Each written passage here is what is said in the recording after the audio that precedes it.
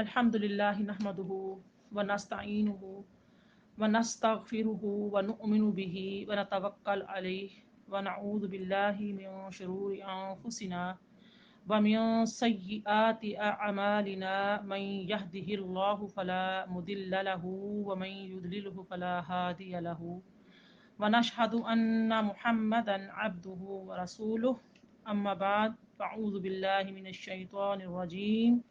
بسم اللہ الرحمن الرحیم یا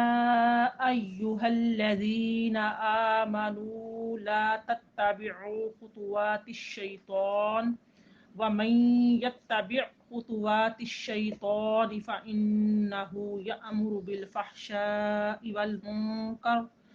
ولو فضل اللہ علیکم ورحمتہ ما زکا منکم من احد ابدا ولكن اللہ یزکی من یشاء واللہ سمیع علیم ولا یأتل اولی الفضل منکم والسعة ان یؤتوا اولی القربى والمساکین والمہاجرین فی سبیل اللہ وليعفوا وليصفحوا الا تحبون ان یغفر اللہ لکم واللہ غفور رحیم ان الذین یرمون المحصنات الغافلات المؤمنات لعنوا فی الدنیا والآخرة ولہم عذاب عظیم یوم تشہد علیہم السنتہم وایدیہم وارجلہم بما کانوا یعملون یومئذ یوفیہم اللہ دینہم الحق ویعلمون ان اللہ هو الحق المبین الخبیثات للخبیثین والخبیثون للخبیثات والطیبات للطیبین والطیبون للطیبات اولئک مبرؤون مما یقولون لهم مغفرۃ ورزق کریم صدق اللہ العلی العظیم۔ ترجمہ: اے ایمان والو، شیطان کے قدم پہ قدم نہ چلو، اور جو شخص شیطان کے قدم پہ قدم چلے گا تو وہ بے شک بے حیائی اور برائی کے کاموں کا حکم دے گا، اور اگر تم پر اللہ کا فضل اور اس کی رحمت نہ ہوتی تو تم میں سے کسی کا بھی باطن کبھی بھی پاک اور صاف نہ ہوتا، لیکن اللہ جس کو چاہتا ہے اس کا باطن پاک اور صاف کر دیتا ہے، اور اللہ خوب سننے والا بہت جاننے والا ہے۔ اور تم میں سے اصحاب فضل اور ارباب وسعت یہ قسم نہ کھائیں کہ وہ رشتہ داروں اور مسکینوں اور اللہ کی راہ میں ہجرت کرنے والوں کو کچھ نہیں دیں گے۔ ان کو چاہیے کہ وہ معاف کر دیں اور درگزر کریں۔ کیا تم یہ نہیں چاہتے کہ اللہ تمہاری مغفرت کر دے؟ اور اللہ بہت بخشنے والا بے حد رحم فرمانے والا ہے۔ بے شک جو لوگ پاک دامن بے خبر ایمان والی عورتوں پر بدکاری کی تہمت لگاتے ہیں، ان پر دنیا اور آخرت میں لعنت کی گئی ہے، اور ان کے لیے بہت بڑا عذاب ہے۔ جس دن ان کے خلاف ان کی زبانیں اور ان کے ہاتھ اور ان کے پاؤں گواہی دیں گے کہ وہ دنیا میں کیا کرتے رہے تھے۔ اس دن اللہ حق اور انصاف کے ساتھ ان کو پورا پورا بدلہ دے گا، اور وہ جان لیں گے کہ بے شک اللہ ہی برحق ہے، حقائق کو منکشف کرنے والا ہے۔ بری باتیں برے لوگوں کے لیے ہیں، اور برے لوگ بری باتوں کے لیے ہیں، اور اچھی باتیں اچھے لوگوں کے لیے ہیں، اور اچھے لوگ اچھی باتوں کے لیے ہیں۔ وہ اچھے لوگ ان تہمتوں سے بری ہیں جو لوگ ان پر لگاتے ہیں، ان کے لیے بخشش ہے اور عزت کی روزی ہے۔ صدق اللہ العلی العظیم۔ رب اشرح لی صدری ویسر لی امری واحلل عقدۃ من لسانی یفقہوا قولی۔ اللہم فقہنا فی الدین، آمین یا رب العالمین۔ نہایت ہی قابل احترام میری پیاری بہنوں، السلام علیکم ورحمۃ اللہ وبرکاتہ۔ آپ کے سامنے میں نے سورہ نور کی آیت نمبر 21 سے لے کر 26 تک کی آیات تلاوت کی، اور ترجمہ پیش کیا۔ اس میں اللہ رب العزت نے ایمان والوں سے یہ فرمایا ہے، یا ایھا الذین آمنو، ایمان والوں سے خطاب فرمایا ہے، لا تتبعوا خطوات الشیطان، شیطان کے قدم بقدم نہ چلو۔ اب خطوات جو ہے خطوہ کی جمع ہے، جس کا معنی ہے چلتے وقت 2 قدموں کا درمیانی فاصلہ، اور اس سے مراد سیرت اور طریقہ۔ اس آیت کا جو معنی ہے وہ یہ ہے کہ شیطان کے طریقے کی اتباع نہ کرو، اور جو لوگ کسی پاک دامن مسلمان خاتون پر بدکاری کی تہمت لگا رہے ہوں ان کو کان لگا کر نہ سنو، اور مسلمانوں میں کسی بے حیائی کی بات کو نہ پھیلاؤ۔ والفحشاء کا لفظ یہاں پہ استعمال ہوا، جس کا معنی ہے بے حیائی کی بات جو بہت قبیح ہو، اور منکر یعنی کہ اس بارے میں جو منکر ہے وہ اس بات کو کہتے ہیں کہ جس سے لوگ متنفر ہوتے ہوں اور اس کا انکار کرتے ہوں، ایسی بے حیائی کی باتیں جس کو عام طور پر بھی لوگ سننا پسند نہ کرتے ہوں، فحشہ باتیں، وہ بہت قبیح گناہ ہے، اور منکر جو ہے وہ ایسی بے حیائی کی باتیں جن کو لوگ سننا پسند نہیں کرتے اور متنفر کرتے ہیں۔ علامہ ابن الاسیر الجزری نے لکھا ہے کہ الفحش اور الفحشاء ہر اس معصیت یعنی گناہ کو کہتے ہیں جس کا قبیح بہت زیادہ ہو، اور اس کا جو اکثر اطلاق ہے یعنی کہ زنا سے ہے، کہ زنا جو ہے وہ انتہائی گھٹیا اور گھنونی قسم کی حرکت ہے جس کو فحشہ لوگوں کے سوا کوئی پسند نہیں کرتا۔ اور یہاں پر چونکہ خطاب اللہ پاک کی ذات نے ایمان والوں سے فرمایا ہے کہ، اور یہی حضرت عائشہ صدیقہ رضی اللہ تعالی عنہا کے واقعے میں بھی تھا کہ اس میں چند صحابہ کرام بھی شریک ہو گئے تھے، مسلمان شریک ہو گئے تھے، اس لیے خطاب اللہ پاک نے ایمان والوں سے فرمایا کہ ایمان والو، آپ شیطان کی باتوں میں نہ چلو، شیطان کے قدم بقدم نہ چلو، ایسی بے حیائی باتوں پر یقین نہ کرو، اور کسی پارسا باپردہ نیک خاتون پر ایسی تہمت لگ جائے، ایسی بات سننے کو مل جائے اس طرح کی فحشہ قسم کی، تو کبھی بھی اس پر دھیان نہ دو، اس بات کو آگے نہ پھیلاؤ۔ آپ دیکھیے یہاں پر جو ہے قبیح جو یہ قول ہے یہ کس کو کہا جاتا ہے؟ یہ کہا جاتا ہے فحشہ کو، جو فعل فحشہ ہوتا ہے، فحشہ کام ہوتا ہے۔ حدیث شریف میں آتا ہے کہ اللہ تعالی فاحش اور منفحش سے بغض رکھتا ہے۔ جو لوگ فاحش خود فاحش ہوتے ہیں اور منفحش ہوتے ہیں، یعنی فحشی کو پھیلانے والے ہوتے ہیں، بے حیائی کو پھیلانے والے ہوتے ہیں، اس کو پروموٹ کر رہے ہوتے ہیں، اس کو اچھا جانتے ہیں، تو اللہ تعالیٰ ان سے متعلق بغض رکھتا ہے۔ فحش کا جو معنی ہے وہ ہے کہ جو شخص برے کام کرے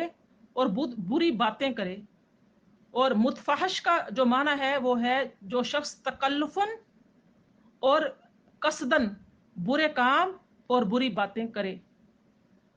جان بوجھ کر سوچ سمجھ کر ایسی باتوں میں دلچسپی لینا، ایسی باتیں سننی، ان کے لیے کان کھڑے کرنا، ٹو لگانا، یہ تمام چیزیں جو ہوتی ہیں یہ فحش میں آتی ہیں، اور جو تکلفاً کرتے ہیں اور اس کے بعد پھر قصداً جان بوجھ کر کرتے ہیں۔ اب دیکھیے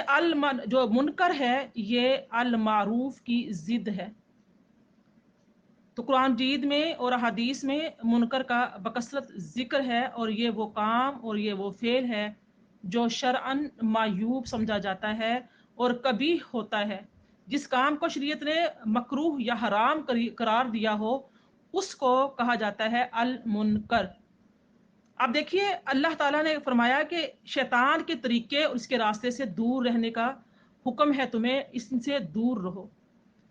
جس مسلمانوں نے حضرت عائشہ صدیقہ رضی اللہ تعالی عنہ پر تہمت کا حصہ یعنی کہ تہمت میں حصہ لیا تھا، اور حصہ لینے کے بعد اللہ تعالیٰ کی طرف رجوع کر لیا تھا، آپ دیکھیں کہ توبہ کر لی تھی اور ان پر حد قذف بھی جاری ہوئی تھی، اللہ تعالیٰ نے ان کے متعلق فرمایا یہ ان پر اللہ تعالیٰ کا فضل ہے اور اللہ تعالیٰ کی رحمت ہے، جنہوں نے حضرت عائشہ صدیقہ پر تہمت لگانے سے ان کے دلوں میں جو گناہ کا میل بیٹھ گیا تھا، اللہ تعالیٰ کی ذات نے ان کے جو قلوب تھے جو جن پر معصیت کی ظلمت اور تاریکی چھائی ہوئی تھی، اللہ تعالیٰ نے ان کی توبہ کو قبول فرمایا، اور ان کی جو دلوں میں قدورتیں تھیں اور زنگ تھے، اللہ تعالیٰ کے ذات نے ان کو دور کیا۔ اس لیے یہاں پہ اللہ نے فرمایا کہ یا ایھا الذین آمنوا، آئندہ کے لیے کہا جا رہا ہے، خطاب جو ہے عام مسلمانوں سے ہے، عام ایمان والوں سے ہے،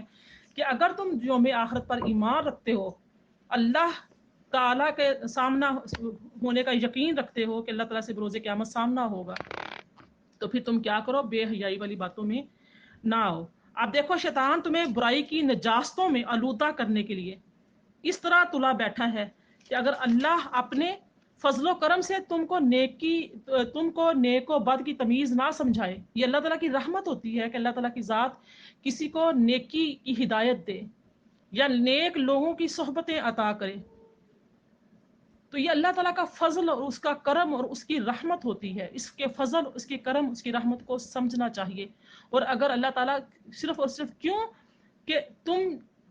نیکی اور بدی کو سمجھ سکو،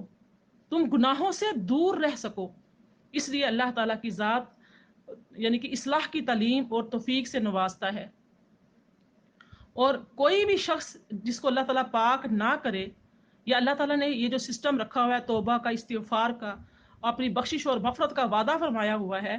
تو وہ اگر نہ ہو تو کوئی بھی انسان کسی قسم کے گناہ سے پاک نہیں ہو سکتا۔ یعنی اللہ کی یہ جو مشیت ہے وہ کسی پاکیزگی بخشے اندھا دھند نہیں ہے۔ یہ نہیں کہ اللہ تعالیٰ کی ذات ہر ایک کو ہی پاکیزہ کر دے۔ اللہ تعالیٰ کی ذات نے یہ آزمائشیں بنائی، شیطان کا رستہ بھی دکھا دیا ہے، برائی کا رستہ بھی ہے، اور یعنی کہ نیکی کا رستہ بھی انسان کے اختیار میں ہے۔ اللہ تعالیٰ کی ذات نے اختیارات دے دیے ہیں۔ یہ نہیں ہے کہ ہم بے اختیار ہیں، ہمارے پاس کوئی اختیار نہیں، ہم کچھ کر نہیں سکتے اپنی مرضی سے۔ یہ مرضی ہماری ہے کہ ہم کون سا رستہ اختیار کرتے ہیں اور کون سا نہیں اختیار کرتے۔ اللہ تعالیٰ جانتا ہے کہ کس میں بھلائی کی طلب موجود ہے اور کون برائی کی رغبت رکھتا ہے۔ ہر شخص اپنی خلوتوں میں جو باتیں کرتا ہے، تنہائیوں میں جو باتیں کرتا ہے، اللہ تعالیٰ اسے سن رہا ہوتا ہے۔ ہر شخص جو ہے اپنے دل میں جو کچھ بھی سوچتا ہے، اللہ تعالیٰ اس سے بے خبر نہیں ہے۔ کس کے بارے میں کتنا بغض ہے، کینہ ہے، حسد ہے، یہ حسد کہاں تک جا رہا ہے، کون کس کے بارے میں کتنا برا سوچ رہا ہے، یا کون کسی کتنی زیادہ محبت کرتا ہے، کوئی کسی کی عزت کا، آبرو کا کتنا پاسدار ہے، اس کی جو عزت کے دعوے منہ پر کر رہا ہے، کیا وہ دل میں بھی اسی طرح سے عزت اور تکریم کرتا ہے، اس کا ایمان کس لیول پر ہے، یہ اللہ رب العزت سے زیادہ کوئی نہیں جان سکتا۔ ظاہراً باطناً وہ ذات باری تعالیٰ اس چیز سے باخبر ہے، اور براہ راست اللہ تعالیٰ اپنے علم کی بنا پر اپنا فیصلہ کرتی ہے اور انسان کو اس کی کوششوں کے مطابق پاکیزگی اختیار دیتی ہے، اس کا تزکیہ نفس کرتی ہے۔ اب دیکھیے جو آیت مبارکہ میں نے آپ کے سامنے تلاوت کی، اس حوالے سے حضرت عائشہ صدیقہ فرماتی ہیں کہ جب اللہ تعالیٰ نے میری براءت نازل فرمائی تو حضرت ابو بکر صدیق رضی اللہ تعالی عنہ نے قسم کھائی کہ وہ آئندہ کے لیے مستہ بن اساسہ کی مدد نہیں کریں گے۔ ظاہر ہے غصہ آیا ان کو بہت زیادہ، کیونکہ انہوں نے وہ ان کے رشتہ دار تھے، خالہ کے بیٹے تھے، اور انہوں نے رشتہ داری کا کوئی لحاظ نہیں کیا تھا، اور ان کے جو احسانات سے نزدیک اکبر کے تھے وہ بہت زیادہ تھے۔ انہوں نے ان احسانات کی کچھ شرم نہیں رکھی تھی، اور ساری عمر انہوں نے اپنے یعنی کہ اسی خاندان میں، اسی گھرانے میں گزاری تھی، کیونکہ آپ نے مستہ بن اساسہ کی پرورش کی تھی، کیونکہ بچپن میں آپ یتیم ہو گئے تھے۔ تو جب آپ کو یہ لگا پتا کہ مستہ جو ہیں یہ میرے گھر کے اپنے فرد ہو کے تو میں نے بچوں کی طرح پالا ہے، ہر طرح کے ان کو میں نے سہولتیں دی، سب کچھ جو بھی انسان کرتا ہے اچھے طریقے سے، سیدنا صدیق اکبر رضی اللہ تعالیٰ عنہ کی شان، سبحان اللہ۔ تو وہ یعنی کہ ان کو دل میں صدمہ پہنچا، دکھ ہوا، تو یہ فیصلہ کر لیا کہ مستہ کہ اب میں کبھی کوئی بھی زندگی میں ہیلپ نہیں کروں گا۔ تو اللہ تعالیٰ کی ذات نے پھر یعنی کہ یہ آیات نازل کر دیں کہ جو صاحب فضل ہیں، صاحب مقدورت ہیں، قدرت رکھتے ہیں، تو وہ ایسی قسمیں نہ کھائیں۔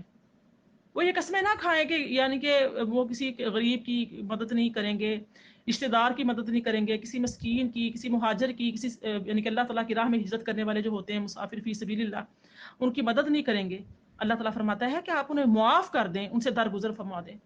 जब ये आयत मुबारक, एक तो 10 आयतें बैक वक्त नाजिल हुई हैं आयशा सिद्दीका रदी अल्लाह ताला अन्हा की शान में, आपकी बरात में। उसके बाद जब हज़रत सैयदना सिद्दीक़ अकबर रदी अल्लाह ताला अन्हु ने ये फैसला किया, तो अल्लाह ताला की ज़ात ने ये आयत जो हैं वो नाजिल की, जो साहिब फजल हैं, साहिब कुदरत हैं, साहिब माल हैं, उनको नहीं ऐसा करना चाहिए। जैसे ही ये आयत का नजूल हुआ तो सैयदना सिद्दीक़ अकबर रदी अल्लाह ताला अन्हु फरमाते हैं, बला वल्लाहु अना नुहिब्बु अन तग़फ़िर लना या रब्बना, वल्लाह जरूर मैं ये चाहता हूँ कि हमारे रब तो हमारी खताएं मुआफ फरमाए। तो फिर क्या हुआ कि आपने फिर मिस्ता की मदद शुरू कर दी और पहले से ज्यादा इन पर एहसान करने लगे। हजरत अब्दुल्ला बिन अब्बास की रिवायत है कि ये कसम हजरत अबू बकर सिद्दीक के अलावा बाज और सहाबा ने भी खाई थी। जिन जिन लोगों ने इस बोहतान में हिस्सा लिया था, इनकी वो कोई मदद नहीं करेंगे। और भी सहाबा को बहुत गुस्सा आ गया था, उन्होंने भी ये कसम खा ली थी कि हम इनकी मदद नहीं करेंगे। तो इस आयत के नजूल के बाद इन सब ने क्या किया, अपने अहद से रजू कर लिया। इस तरह वो जो तलखी थी, जो एक गुस्से का गजब का था आलम, वो यानी कि आनन फानन दूर हो गया, जो इस फितने ने फैला दी थी। अब इस आया मुबारका में ये देखिए कि हमारे लिए भी यही सबक है कि जब अल्लाह रब्बुल इज्जत ऐसी हस्ती के बारे में,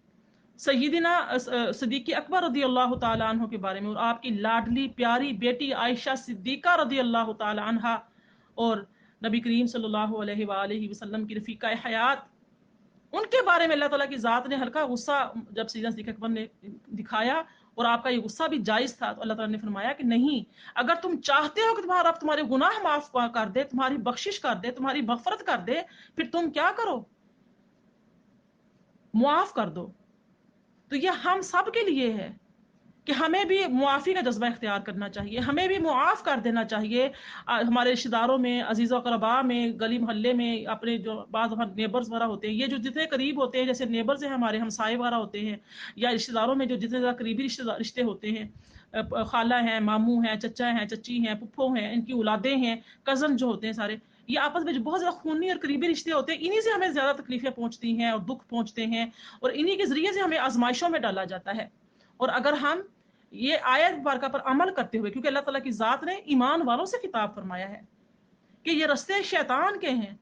शैतान के कदम ब कदम ना चलो, शैतान तुम्हें घायल करना चाहता है, शैतान तुम्हारा दुश्मन है, तुम्हें रस्ते से हटाना चाहता है। नेकी का रास्ता जो इंसान इख्तियार किए हुए होता है, देखो ना सैयदना सिद्दीक़ अकबर एक यतीम की परवरिश की, आपने अपने घर में रखा जिंदगी भर, अपनी खाला की मदद करते रहे, इज्जत तकरीम मोहब्बत प्यार मदद माली लिहाज से भी हर तरीके से। लेकिन जब इतना गुस्सा आ गया तो आपने फरमाया कि नहीं, तो अब अल्लाह ताला की ज़ात ने फौरन कहा कि नहीं, मुआफ़ करो, मुआफ़, क्योंकि मुआफ़ करने का जो जज्बा है ये अल्लाह ताला की सुन्नत है। अल्लाह ताला के हर हम यानी कि कलाम पाक में जगह जगह पे ये आयत पढ़ते हैं कि अल्लाह ताला दरगुज़र फरमाने वाला है, गफूरुर रहीम है, बख्शने वाला है, सत्तारुल अय्यूब है, ऐबों की पर्दापोशी करने वाला है, रहीम है, करीम है, रहमान है। अल्लाह ताला की सिफात है ये। तो अगर यही हम अल्लाह ताला की सिफात जो है, अल्लाह ताला की सुन्नत करीमा, नबी करीम अलैहिस्सलातु वस्सलाम की सुन्नत करीमा पर अमल करें, तो हमारे फिर जो घर हैं, हमारे घराने, हमारे ख़ानदान शीरो शक्कर हो जाएं, हम खुद ही इत्मीनान के साथ मर सके, हमें इत्मीनान हो। तो यहाँ पर देखिए सवाल ये पैदा होता है कि अब यहाँ पे सवाल हुआ कि सैयदा सिद्दीक़ अकबर जो है उन्होंने तो कसम खा ली थी कि मैं मदद नहीं करूंगा असासा की। तो फिर जब मदद नहीं करूंगा तो फिर कसम जो खाई थी, तो अल्लाह पाक जब हुक्म हुआ कि भी आप ऐसा ना करें, सबसे खिताब फरमाया ईमान वालों का नाम लेकर। तो आप देखिए, चूंकि कसम से सैयदा सिद्दीक़ अकबर ने खाई थी, तो फिर जब आपने फौरन ही पलट आया, आपने रुजू किया, आपने फरमाया अल्लाह हम जरूर चाहते हैं कि ए हमारे रब तो हमारी खताएं मुआफ फरमा दे। तो आप अपना फैसला बदल लिया और मदद करना शुरू कर दी फिर से, बल्कि बाद रिवायत में आता है कि डबल कर दी कि मैं तो अपने रब की बख्शिश और मफरत चाहता हूँ, रब की रजा चाहता हूँ। तो फिर ये कसम खाने का कफारा तो अदा नहीं किया, कैसे फिर हुआ? तो आप ये देखिए, इस पे जो मसाला निकलता है वो समझ लेना चाहिए कि यानी कि अगर कोई शख्स किसी बात की कसम खा ले, फिर बाद में उसे मालूम हो कि इसमें भलाई नहीं है, जो मैंने कसम खाई है इसमें भलाई नहीं है, और वो इससे रजू करके वो बात इख्तियार कर ले जिसमें भलाई थी। अब देखो सैयदना सिद्दीक़ अकबर रज़ी अल्लाह ताला अन्हु ने कसम खाई थी कि मैं मदद नहीं करूंगा, مدد نہ کرنا اللہ کا ناپسندیدہ، اللہ پاک کو یہ ناپسندیدہ فعل لگتا ہے، اور اللہ پاک کے نبی صلی اللہ علیہ وسلم کی اس میں رضا نہیں، اور یہ بھلائی نہیں ہے کسی رشتہ دار کی مدد کو روک دینا۔ لیکن بھلائی کس میں تھی کہ مدد کرتے رہیں، معاف کریں، درگزر کریں، تو بھلائی۔ ایسے ہی ہمارے لیے اس میں درس ہے کہ اگر کوئی ایسی بات کی قسم کھا لیں جو قسم باطل ہو، جس میں بھلائی نہ ہو، ہمارا اپنا ہی دنیا میں یا آخرت کا نقصان ہوتا ہو، پھر ہمیں کیا کرنا چاہیے؟ ہمیں پھر یہ کرنا چاہیے کہ بھلائی کو اختیار کرنا چاہیے، اور برائی سے باز آ جانا چاہیے، اور اپنی قسم سے رجوع کر لینا چاہیے، اور ایسی قسم کا کوئی کفارہ نہیں ہوتا۔ فقہا کا جو ایک گروہ ہے وہ کہتا ہے کہ بھلائی کو اختیار کر لینا ہی قسم کا کفارہ ہے، اس کے سوا کسی اور کفارے کی ضرورت نہیں ہے۔ اور بعض لوگ اس آیت سے استدلال کرتے ہیں کہ اللہ تعالیٰ نے حضرت ابو بکر کو قسم توڑ دینے کا حکم دیا اور کفارہ ادا کرنے کی ہدایت نہیں فرمائی، اور اس کے علاوہ نبی کریم صلی اللہ علیہ وآلہ وسلم کے جو ارشاد ہیں اس پہ بھی یہ دلیل ہے۔ آپ فرماتے ہیں کہ جو شخص کسی بات کی قسم کھا لے، پھر اسے معلوم ہو کہ دوسری بات اس سے بہتر ہے، تو اسے وہی بات کرنی چاہیے جو بہتر ہے، اور جو یہ بہتر بات کو اختیار کر لینا ہی اس کا کفارہ ہے۔ یہ ہر قسم کے لیے نہیں ہوتا۔ قسموں کے جو قسم ہوتی ہیں ان کی بڑی اقسام ہوتی ہیں، کبھی انشاءاللہ تعالیٰ اس ٹاپک پہ بات کروں گی۔ تو کچھ قسمیں باطل ہوتی ہیں، اور یعنی کہ جن کو یہ ضروری ہوتا ہے، جیسے یہ قسم باطل تھی تو آپ نے اس کا کفارہ نہیں ادا کیا بلکہ پلٹ آئے، اللہ سے استغفار کی، مغفرت کی، اور حضرت اساسہ کا جو ماہانہ ان کو راشن دیتے تھے، ان کی مدد کرتے تھے، اس کو بحال کر دیا۔ لیکن کچھ قسمیں ایسی ہوتی ہیں جن کا کفارہ ادا کرنا پڑتا ہے، اللہ کے نام کی قسمیں ہوتی ہیں اور باطلہ ہوتی ہیں، فاسدہ ہوتی ہیں، تو ایسی قسموں کے اوپر بھی انشاءاللہ تعالیٰ بات جو کی جائے گی۔ تو یہ تو مسئلہ ہوا اس چیز کا۔ اب دیکھیں سیدنا صدیق اکبر رضی اللہ تعالی عنہ کی سخاوت کا جو عالم تھا، جو آپ علیہ السلام جس طریقے سے سخاوت کرتے تھے، اللہ تعالیٰ کی ذات نے جہاں پر جو تزکیہ نفس کا ذکر فرمایا، تزکیہ کا جو معنی ہے وہ کیا ہے؟ زکوٰۃ اور طہارت، کسی چیز کا بڑھنا اور برکت۔ تو قرآن مجید میں اور احادیث میں تزکیہ کا لفظ جو آیا ہے بہت زیادہ آیا ہے، اور کسی جس کا تزکیہ کا جو معنی ہے کسی چیز کو پاک صاف کرنا ہے۔ کوئی شخص اپنی تعریف، توصیف اور حمد و ثنا کرے یا خود ستائی کرے، اس کو بھی تزکیہ کہتے ہیں، جو اپنے منہ خود اپنی تعریف کرے۔ اس کو جو ہے سورہ نساء میں آیت نمبر 49 میں اللہ تعالیٰ کی ذات نے ارشاد فرمایا، الم تر الی الذین یزکون انفسہم بل اللہ یزکی من یشاء۔ کیا آپ نے ان لوگوں کو نہیں دیکھا جو خود اپنی تعریف و توصیف کرتے ہیں، بلکہ اللہ جسے چاہتا ہے اسے قابل تعریف بنا دیتا ہے۔ اور ایسے ہی فلا تزکوا انفسکم هو اعلم بمن اتقى، تم خود ستائی نہ کرو، اللہ اس کو خوب جانتا ہے جو متقی ہے۔ اپنے منہ خود میاں مٹھو نہ بنو، اللہ جانتا ہے جو جتنا متقی ہے، پرہیزگار ہے، اور اللہ تعالیٰ جس کے ذکر کو، جس کے نام کو، جس کی عزت کو بلند کرنا چاہتا ہے، اللہ پاک خود کرتا ہے۔ علامہ سید محمد بن محمد مرتضیٰ زبیدی لکھتے ہیں کہ اللہ تعالیٰ کے تزکیہ کا معنی ہے اللہ نے اس کی اصلاح کر دی اور اس کو پاک صاف کر دیا۔ اور نفس کی زکوٰۃ اور طہارت کا جو معنی بتا رہے ہیں وہ یہ ہے کہ انسان دنیا میں تعریف و تحسین اور آخرت میں اجر و ثواب کا مستحق ہو گیا، جو اپنے نفس کو پاک کر لیتا ہے، کوئی بھی بری عادت ہے اس کو چھوڑ دیتا ہے، رجوع کرتا ہے، پلٹ آتا ہے اور استغفار کر لیتا ہے، تو وہ کیا ہوتا ہے کہ وہ آخرت میں اجر و ثواب کا مستحق ٹھہرتا ہے۔ تو تزکیہ کا جو لفظ ہے اس کی نسبت جو ہے وہ بندوں کی طرف بھی کی جاتی ہے، جیسے اللہ پاک نے فرمایا قد افلح من زکاہا، جس نے اپنا تزکیہ کر لیا وہ کامیاب ہو گیا۔ افلح، کامیاب ہو گیا۔ اور کبھی تزکیہ کی نسبت اللہ تعالیٰ کی طرف بھی ہوتی ہے، وہ جیسے فاعل حقیقی ہے، لیکن اللہ یزکی من یشاء، اللہ جس کو چاہتا ہے اس کا تزکیہ فرماتا ہے۔ یہ اللہ پاک نے سورہ نور کی آیت نمبر 21 میں جو بھی میں نے تلاوت کی اس میں فرمایا کہ اللہ جس کو چاہتا ہے اس کا تزکیہ فرماتا ہے۔ جیسے صحابہ کرام تھے تو اللہ تعالیٰ کی ذات نے چاہا کہ ان کا تزکیہ ہو جائے، تو آپ کو استغفار بھی کہا کہ استغفار کرنے کے لیے بھی کہا گیا، اور حد قذف بھی جاری کی گئی تمام صحابہ جو اس میں شریک تھے۔ ایون کہ جو حمنہ بنت جہش تھیں،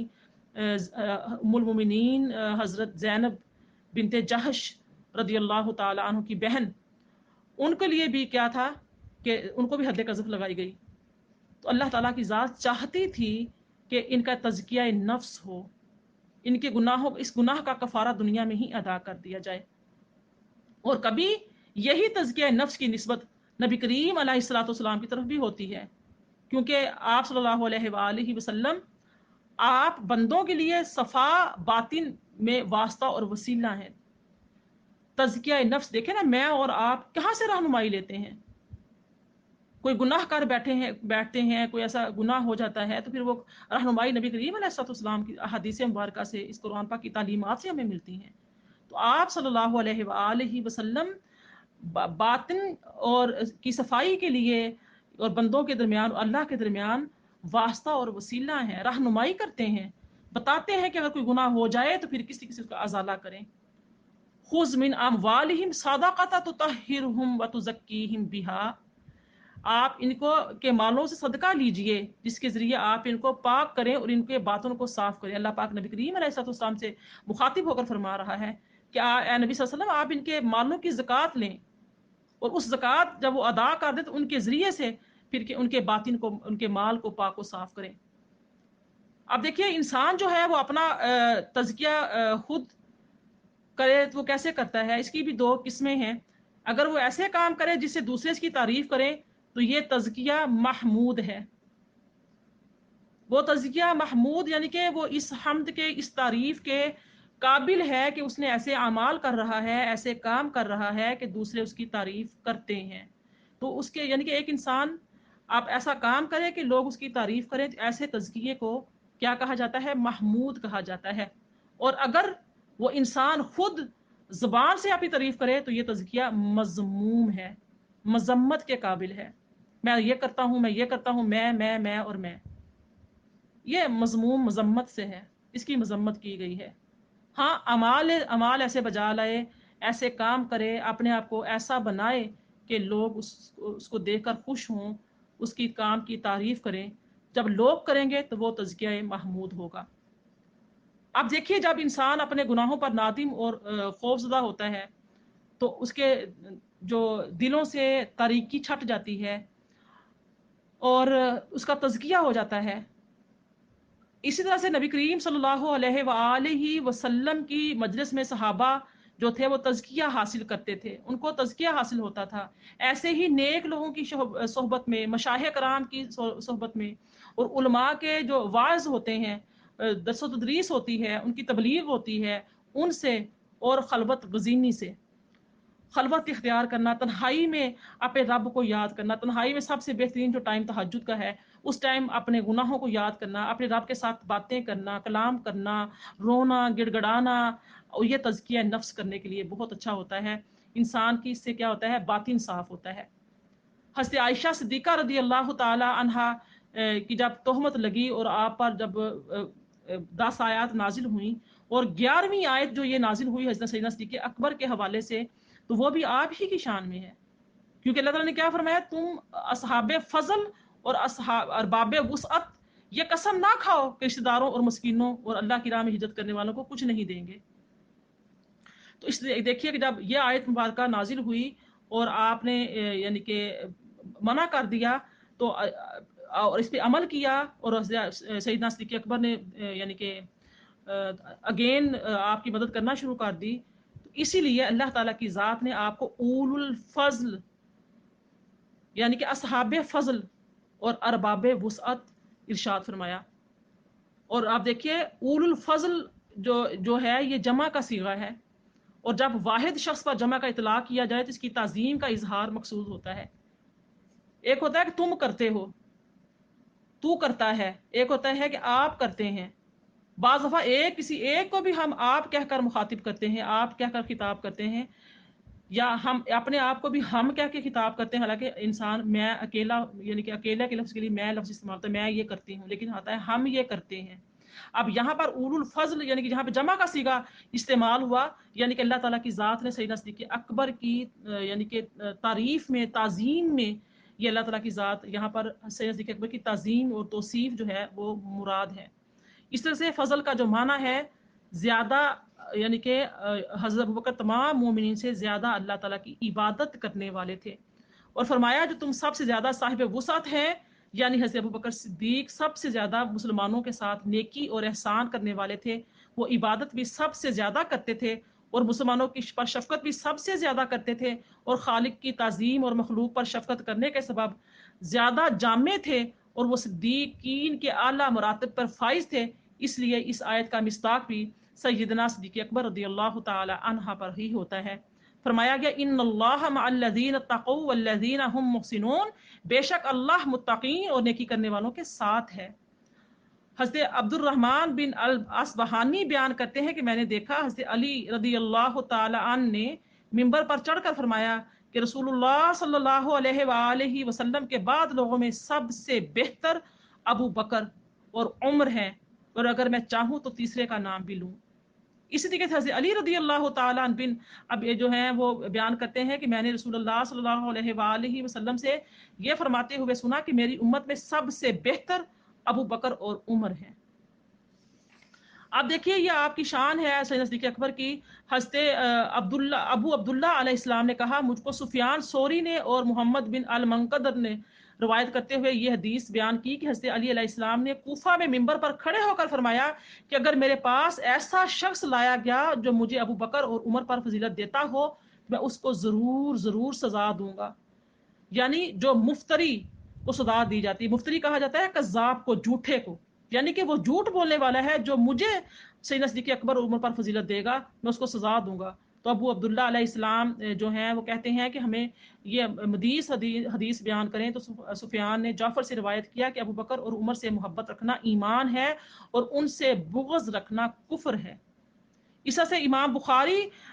حضرت دردہ رضی اللہ تعالیٰ سے روایت کرتے ہیں کہ رسول اللہ صلی اللہ علیہ وآلہ وسلم نے فرمایا اللہ تعالیٰ نے مجھے تم لوگوں کی طرف مبعوث کیا، تم سب نے مجھ سے کہا کہ تم نے جھوٹ بولا، اور ابو بکر نے کہا آپ نے سچ فرمایا اور اپنی جان اور مال سے میری غم گساری کی۔ اس طریقے سے ایسے ابو بکر نے فرمایا کہ انہیں چاہیے کہ اللہ تعالیٰ نے فرمایا کہ انہیں چاہیے کہ وہ معاف کر دیں، درگزر کریں، تو عفو کرنا تقوی کا جو ہے نا یہ کرینہ ہے، اور جس شخص کو عفو جتنا زیادہ درگزر کرنا جو ہے قوی ہوگا، مضبوط ہوگا اللہ تعالیٰ کے ہاں اتنا ہی زیادہ وہ ایمان والا ہوگا۔